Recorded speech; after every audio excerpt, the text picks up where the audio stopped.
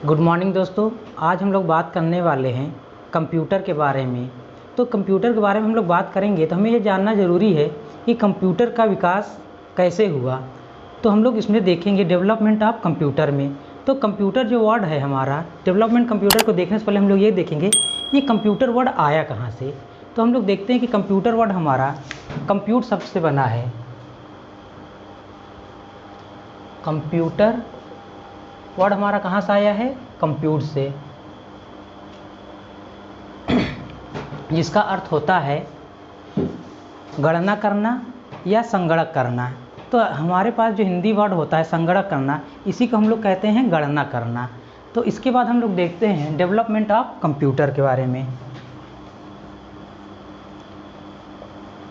Development of computer, तो हम लोग कहते हैं कि कंप्यूटर के विकास में हमारा पहला चरण कौन सा था, दूसरा चरण कौन सा था, तीसरा चरण कौन सा था। मतलब कहने का मतलब ये है हम स्टेप बाय स्टेप चीज़ों को देखेंगे कि आखिर कंप्यूटर के विकास में कौन कौन से हमारे मुख्य योगदान दिए गए हैं। तो आइए हम लोग देखते हैं पहले चरण में हम लोग अबेकस के बारे में।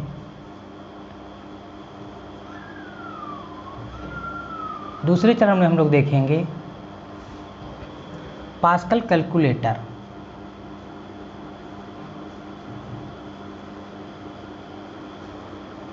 जिसके हम लोग क्या बोलते हैं, पास्कलाइन कैलकुलेटर भी बोलते हैं या पास्कलाइन मशीन भी। हम लोग तीसरे चरण में अगर बात करते हैं तो तीसरे चरण में हमारा आता है एनालिटिकल मशीन।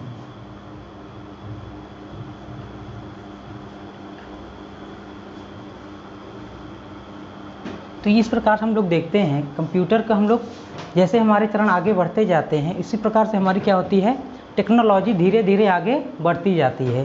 तो यहाँ पर हम लोगों ने देखा जो हमारी मुख्य भूमिकाएं हैं इन्हीं तीन लोगों की होती है, अबेकस के, पास्कल का और एनालिटिकल इंजन का। तो आइए हम लोग देखते हैं अबेकस हमारा किस प्रकार से कैलकुलेटर में योगदान देते हैं। हम लोग इसी को बोलते हैं कंप्यूटर का इतिहास, हिस्ट्री ऑफ कंप्यूटर।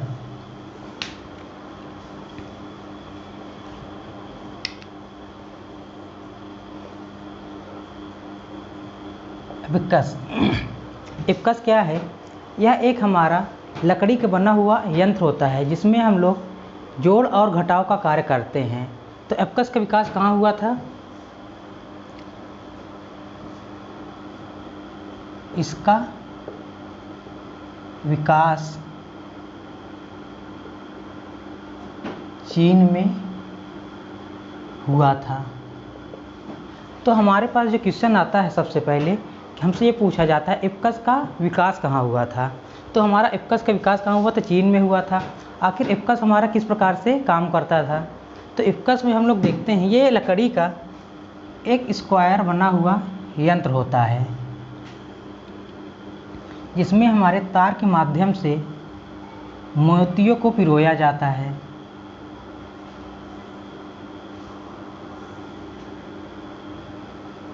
इन मोतियों की सहायता से हम लोग जोड़ और घटाव का कार्य करते हैं। तो हम लोग देखेंगे इसमें किस प्रकार से जोड़ और घटाव का कार्य किया जाता है। तो ये हमारे क्या है, मोतियों की संख्या है। यहाँ पर जैसे हमसे कोई पूछ ले कि हम लोग अबेकस का उपयोग किस प्रकार से जोड़ और घटाव में कर सकते हैं, तो यहाँ मैं एक एग्जांपल लेके आपको समझाना चाहूँगा कि कैसे इसको उपयोग में लाया जाता है। जैसे आपसे यहाँ पे लिख दिया हमने 2 + 3, तो ये कितना होगा? तो हमें जैसे हमारे पास पहले क्या है 2 है, तो हम लोग पहले क्या करेंगे, 2 मोतियों को दाईं ओर खिसकाते हैं, फिर उसके बाद 3 मोतियों को दाईं ओर खिसकाते हैं, फिर टोटल हम क्या करते हैं, काउंट करते हैं कि कितने मोतियों को हमने खिसकाया है। तो इस प्रकार हमारा क्या होता है, आंसर आ जाता है। इस प्रकार हमारा अबेकस हमारा काम करता है। या जैसे हम लोग छोटे बच्चों को जब हमारा जोड़ घटाना नहीं आता उन्हें हम समझाने के लिए कैसे करते हैं, जैसे हमारा लिखा है 2 + 3, तो हम लोग उनसे कहते हैं पहले 2 लाइन खींचिए आप, फिर कहते हैं 3 लाइन खींचिए। तो जब इनसे हम कहते हैं काउंट करिए तो वो गिनते हैं 1 2 3 4 5, तो हमारा फाइनल आंसर क्या आता है, 5 आ जाता है। इसी प्रकार एबकस भी हमारा कार्य करता है। क्योंकि प्राचीन काल में नंबरों का प्रचलन नहीं था, तो हम लोग किसका काम करते थे? मोतियों के अंक को गिनने का काम इसी प्रकार करते थे। फिर उसके बाद हम लोग देखते हैं पास्कल कैलकुलेटर के बारे में। तो हमारा जो पास्कल कैलकुलेटर है, यह एबकस के बाद आया हुआ यंत्र है, जिसका उपयोग हम लोग गणित में करते हैं जोड़ और घटाव के लिए।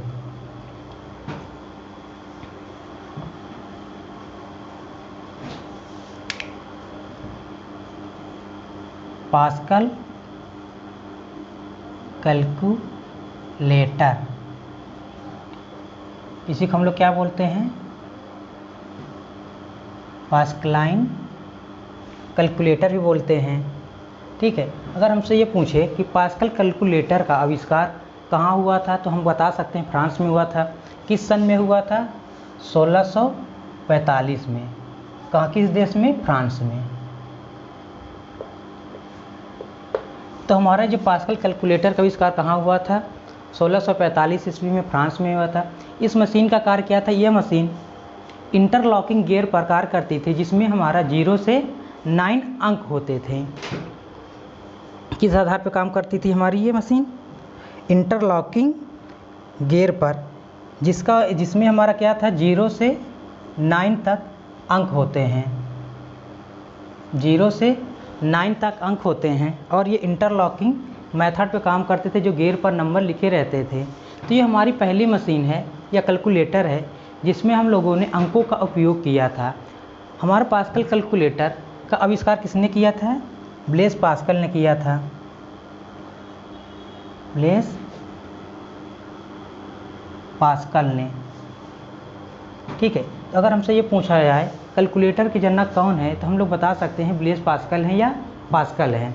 हमसे हिंदी में पूछता है कि जैसे हमसे ये पूछा जाए पास्कल के पिता किसे कहा कैलकुलेटर का पिता किसे कहा जाता है, तो हम लोग बता सकते हैं पास्कल को।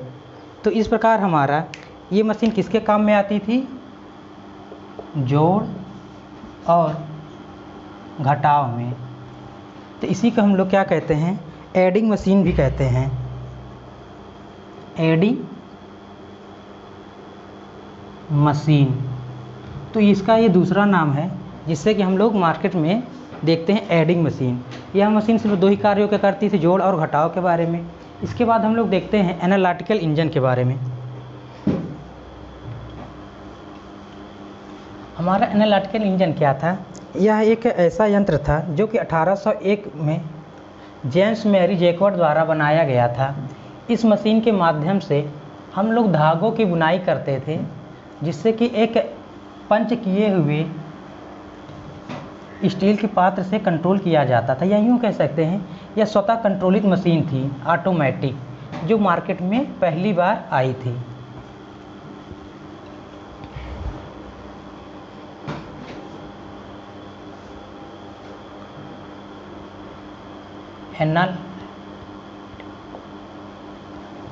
एनालिटिकल इंजन,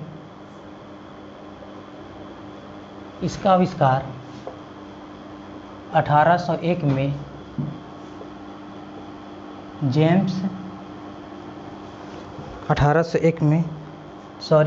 जोसेफ मैरी थे। नाम मिलता जुलता है थोड़ा, इसलिए जोसेफ मैरी जैकवार्ड।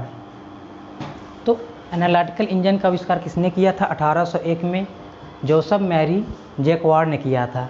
तो आपसे अगर ये क्वेश्चन पूछा जा सकता है कि एनालिटिकल इंजन का आविष्कार किसने किया था? जोसेफ मैरी जैकवार्ड ने किया था। किस सन में किया था? 1801 में किया था।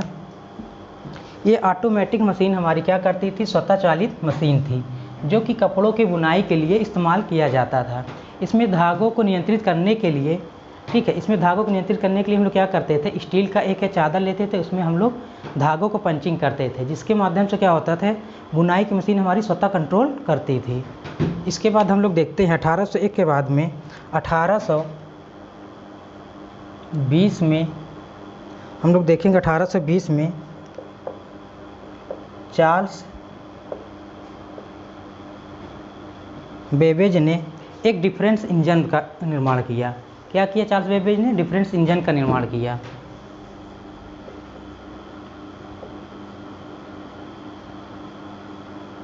डिफरेंस इंजन का निर्माण किया। फिर उसके कुछ समय बाद इन्होंने एनालिटिकल इंजन का निर्माण किया।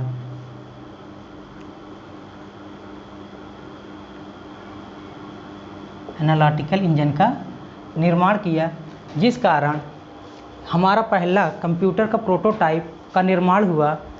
10 सालों बाद फिर से हमारे इसी नए प्रोटोटाइप पर हमारे यहाँ एक कंप्यूटर बना, जिसके कारण चार्ल्स बेबेज को फादर ऑफ कंप्यूटर कहा जाने लगा। तो हमारा जो पहला प्रोटोटाइप कंप्यूटर था कब बना था? 1820 में बना था। किसने बनाया था? चार्ल्स बेबेज ने बनाया था, जो कि एक अंग्रेज वैज्ञानिक थे। ठीक है, इसीलिए इन्हें क्या कहा जाता है? फादर ऑफ कंप्यूटर कहा जाता है। फादर ऑफ कंप्यूटर, या यूँ कह सकते हैं कंप्यूटर का पिता किसे कहा जाता है? तो चार्ल्स बेबेज को कहा जाता है। करीब 10 सालों के बाद हमारे यहाँ कोई भी नया प्रोटोकॉल नहीं आया या प्रोटोटाइप कंप्यूटर नहीं आया, तो इसके लिए हमारे यहाँ लेडी लवलेस ने एक नया कंप्यूटर निर्माण किया, जिसके आधार पर एक नया प्रोग्राम लिखा गया, जिसे हम लोग ऑगस्टा प्रोग्राम कहते हैं या डेमोंस्ट्रेशन प्रोग्राम कहते हैं।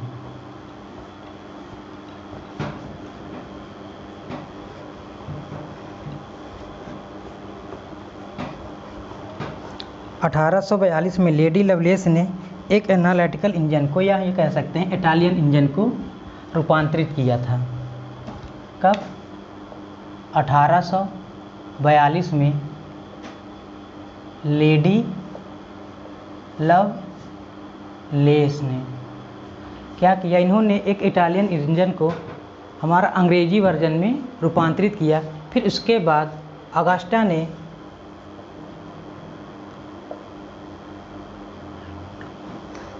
ने क्या किया था?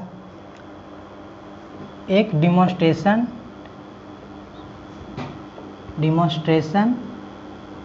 प्रोग्राम तैयार किया।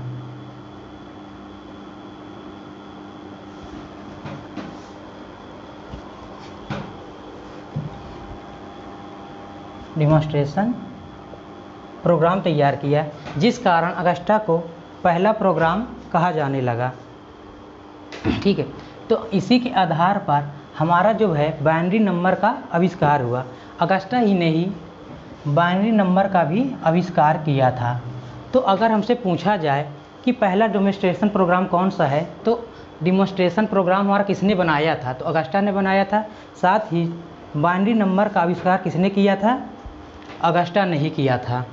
ठीक है, उसके बाद हम लोग देखते हैं आगे चलकर हमारे इन बाइनरी नंबरों का इस्तेमाल करके जॉन वान न्यूमैन ने एक प्रोग्राम के तैयार किया। तो हमसे ये क्वेश्चन पूछा जाता है, पहली प्रोग्रामर लेडी कौन थी? तो हमारी जो पहली प्रोग्रामर लेडी कौन थी? जॉन वान न्यूमैन थी। तो ये क्वेश्चन भी पूछा जाता, सिर्फ इतना आपसे पूछता है कि पहली लेडी प्रोग्रामर कौन थी, जिससे कि हमारे यहाँ कंप्यूटर में प्रोग्राम में बहुत ज़्यादा विकास हुआ। तो जॉन वान न्यूमैन थी पहली लेडी प्रोग्रामर। ठीक है, इसके बाद हम लोग आते हैं कंप्यूटर की टेक्नोलॉजी में निरंतर विकास से कुछ चीज़ें और परिवर्तन हुई। जैसे हम लोग बात करते हैं, इसके बाद हमारा स्टार्ट हो जाता है जनरेशन ऑफ कंप्यूटर के बारे में, या यूँ कह सकते हैं कि कंप्यूटर की पीढ़ियों के बारे में। तो हमारे पास जो पहली पीढ़ी के कंप्यूटर में आता है, हमारा फर्स्ट जनरेशन ऑफ कंप्यूटर में हम लोग देखेंगे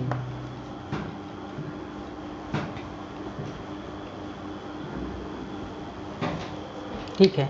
तो हम लोग यहाँ से स्टार्ट करते हैं जनरेशन ऑफ कंप्यूटर। हम लोग देखने वाले हैं generation of computer. Generation of computer.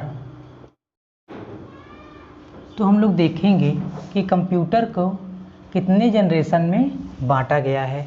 तो इस आधार पर हमारा पहला हो जाता है first generation generation of computer हमारा स्टार्ट होता है 1942 से 1955 तक। जो हमारे फर्स्ट जनरेशन का कंप्यूटर था ये आकार में बहुत ही बड़े होते थे। जो हमारा इसमें साइज़ था फर्स्ट जनरेशन का कंप्यूटर का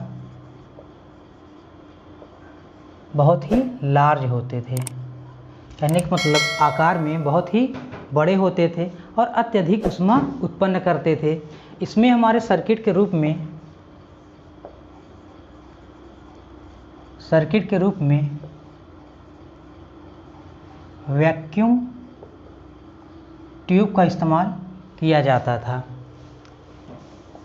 इनकी स्टोरेज कैपेसिटी क्या होती थी, एक सीमित होती थी, लिमिटेड होती थी। और साथ में इन्हें एक स्थान से दूसरे स्थान तक ले जाने में हमें बहुत ही कठिनाइयाँ होती थी। और इसमें हमारा मशीन लैंग्वेज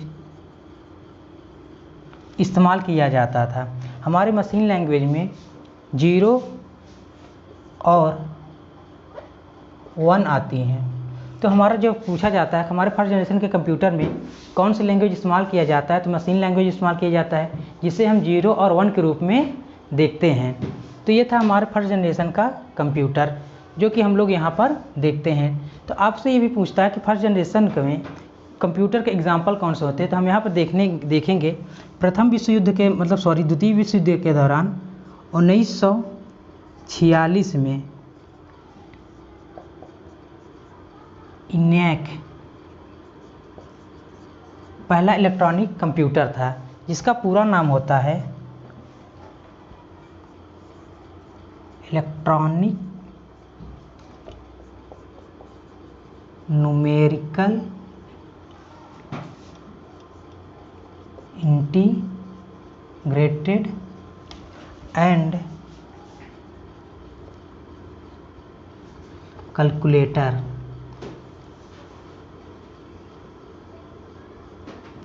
तो ये हमारा कब बनाया गया था, 1946 में द्वितीय विश्व युद्ध के दौरान। अगर हमसे क्वेश्चन में पूछता है पहला इलेक्ट्रॉनिक्स कंप्यूटर कौन था, तो हमारे सामने ENIAC है। फिर 1951 में हमारे लिए कॉमर्शियल कंप्यूटर का निर्माण किया गया था जिसे हम लोग यूनिवैक कहते हैं, जिसका पूरा नाम होता है यूनिवर्सल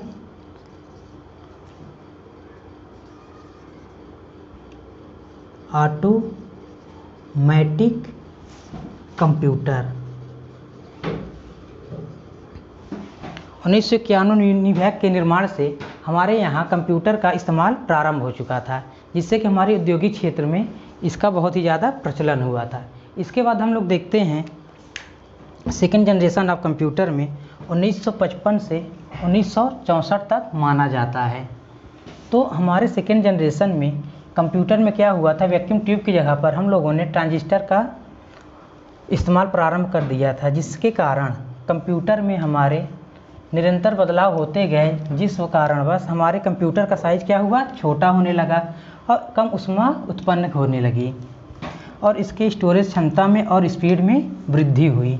इस प्रकार हमारे सेकेंड जनरेशन के कंप्यूटर हमारे दैनिक जीवन में भी उपयोग होने लगे। और सेकेंड जनरेशन में हमारी जो लैंग्वेज इस्तेमाल की गई वो हाई लेवल लैंग्वेज थी, जैसे कोबाल, प्रोटॉन, इन लैंग्वेजों का इस्तेमाल प्रारंभ हुआ। तो आइए देखते हैं सेकेंड जनरेशन के कंप्यूटर के बारे में। तो हमारा second generation of computer second generation of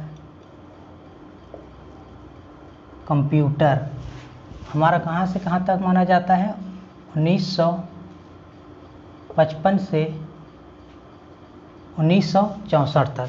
तो हमारा सेकेंड जनरेशन का कंप्यूटर 1955 से 1964 तक माना जाता है। इस कंप्यूटर की विशेषता यह थी कि यहाँ पर हम लोगों ने वैक्यूम ट्यूब के स्थान पर इसे रिप्लेस करके ट्रांजिस्टर का उपयोग प्रारंभ कर दिया।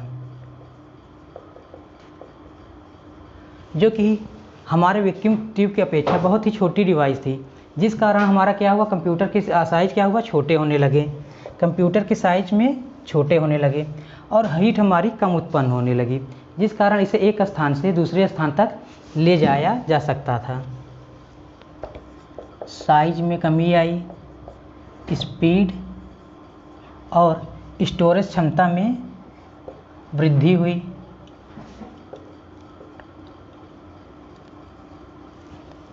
साथ ही इसमें स्टोरेज के लिए हम लोगों ने मैग्नेटिक डिस्क का इस्तेमाल प्रारंभ किया।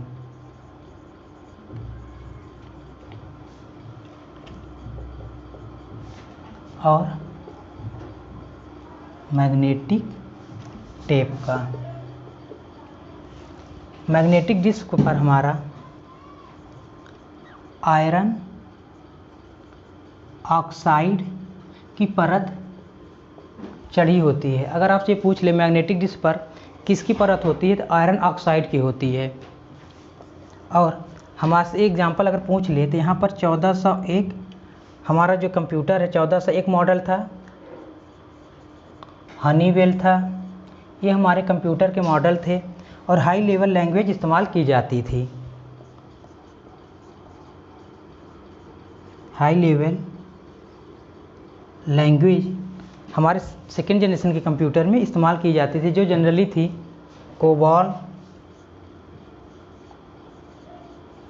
फोर्ट्रान। तो हमारे जो सेकेंड जनरेशन के कंप्यूटर की विशेषता थी ये इस प्रकार से थी। इसके बाद हम लोग देखते हैं third generation of computer. Third generation of computer में हम लोग देखेंगे यह स्टार्ट होता है 1965 से 1974 तक। तो थर्ड जनरेशन के कंप्यूटर में हमने क्या किया, हमने सर्किट में ट्रांजिस्टर को रिप्लेस करके वहाँ पर आईसी चिप का उपयोग करना प्रारंभ कर दिया, जिस कारण हमारे निरंतर टेक्नोलॉजी में विकास के कारण हमारे कंप्यूटर का साइज और भी छोटा होता गया और जो हीट थी उसमें दर उत्पन्न करने की बात धीरे धीरे कम होती गई। तो third generation of computer,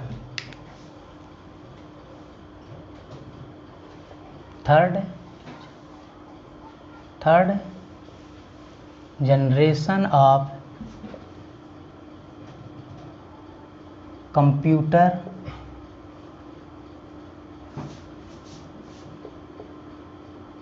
nineteen 1965 से 1974 तक। इस जनरेशन में हम लोगों ने क्या किया, ट्रांजिस्टर को रिप्लेस करके हम लोगों ने यहाँ पर आईसी चिप का इस्तेमाल किया, जिसका पूरा नाम होता है इंटीग्रेटेड सर्किट, जिस कारण हमारे कंप्यूटर के आकार क्या हुआ, छोटा होने लगा, साइज हमारी क्या हुई, छोटी होने लगी और उसमें जो होती उत्पन्न करने की दर वो कम होने लगी,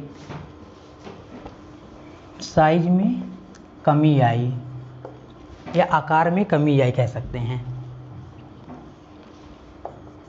थर्ड जनरेशन के कंप्यूटर आईसी सर्किट की वजह से ही छोटा हुआ था, जिसमें हम लोग क्या करते थे, एक चिप पर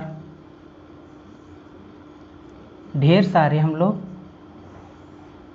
आईसी सर्किट को इस्तेमाल करने लगे, जिससे कि हमारा क्या हुआ, माइक्रो प्रोसेसर का निर्माण हुआ, जिससे कि हम लोग गणित में जोड़ घटाना गुणा भाग के अलावा बहुत सी चीज़ें करना प्रारंभ कर दिया।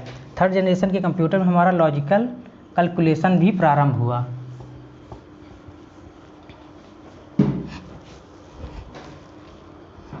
इसी के दौरान हम लोगों ने जब माइक्रो प्रोसेसर का निर्माण हुआ था, हमने क्या किया, इसमें स्टोरेज के लिए रैम का प्रारंभ किया, जिसके कारण हमारे कंप्यूटर की स्पीड बढ़ गई।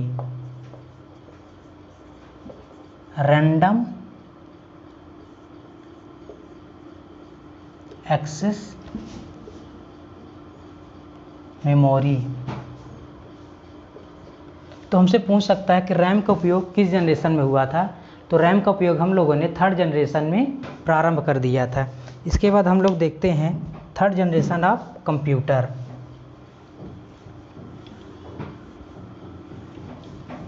तो हमारा जो थर्ड जनरेशन ऑफ कंप्यूटर है वो स्टार्ट होता है हमारे प्रारंभ होता है 1974 से अब तक।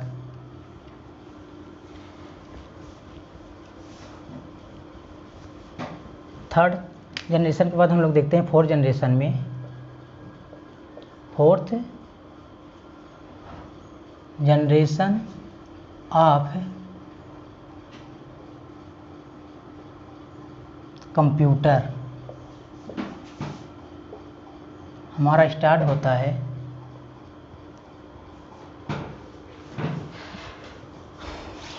1974 से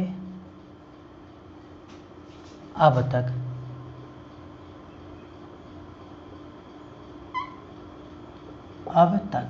यहाँ पर हम लोग देखते हैं हमारे आईसी सर्किट की जगह पर वीएलएसआई का इस्तेमाल प्रारंभ हुआ और हमारे कंप्यूटर क्या थे, कंफर्टेबल हो गए, पोर्टेबल मार्केट में आने लगे। तो यहाँ पर हम लोगों ने क्या किया, वीएलएसआई का इस्तेमाल किया, जिसका पूरा नाम होता है very large scale integrated circuit.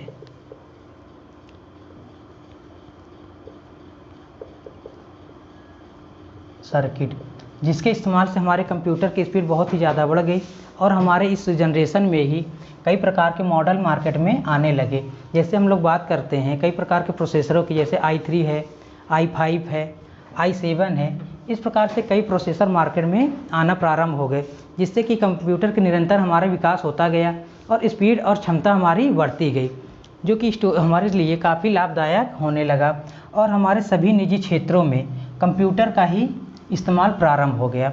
हमारे फोर्थ जनरेशन के कंप्यूटर में हाई लेवल लैंग्वेज कई प्रकार की होने लगी। जैसे हाई लेवल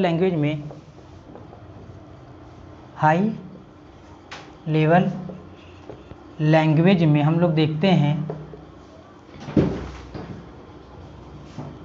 बेसिक है,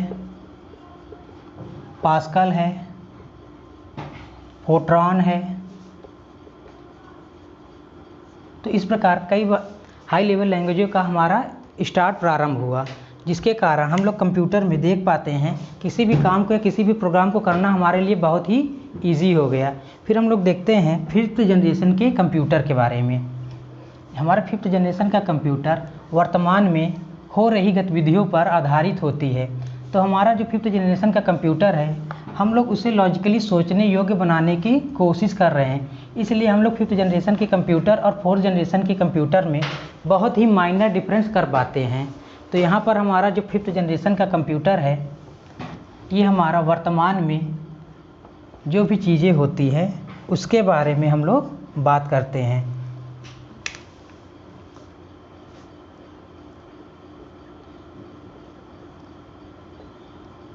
ठीक है, तो हम लोग इसे कह सकते हैं कि जो चीज़ें हमारी वर्तमान में कंप्यूटर में रोज़मर्रा की ज़िंदगी में विकासशील होती हैं, उसी को हम लोग क्या कहते हैं, फिफ्थ जनरेशन का कंप्यूटर कहते हैं।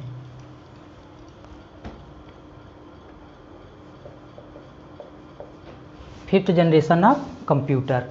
तो हम लोग देखते हैं फिफ्थ जनरेशन के कंप्यूटर में सर्किट में हमारा वीएलएसआई के स्थान पर यूएलएसआई का इस्तेमाल प्रारंभ हुआ।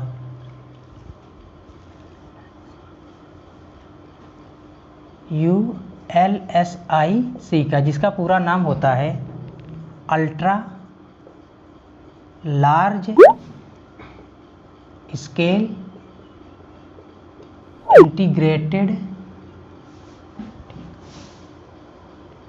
इंटीग्रेटेड सर्किट, जिसके कारण हमारे इस चिप पर बहुत से ज़्यादा माइक्रो प्रोसेसर लगा देने के कारण इसकी स्पीड में लगातार वृद्धि होती गई, जो कि हमारे लिए लाखों गणनाएं प्रति सेकंड के हिसाब से होना प्रारंभ हो गई और हमारे कंप्यूटर का आकार इतना छोटा हो गया, या यूँ कह सकते हैं कि जिसे हम पॉकेट में लेकर चल सकते हैं। जैसे हम लोग बात करते हैं लैपटॉप की, लिनोवा का आता है, कंपैट आता है। हम लोग मोबाइल की बात करते हैं, मोबाइल भी हमारा क्या है, एक प्रकार का छोटा सा कंप्यूटर का पार्ट ही होता है, क्योंकि हम लोग इसमें भी कैलकुलेशन आसानी से कर सकते हैं। तो ये हमारे किस में आते हैं, सारी चीज़ें हमारी किस में आ जाती हैं, जनरेशन ऑफ कंप्यूटर के 5th जनरेशन में सारी चीज़ें आती हैं।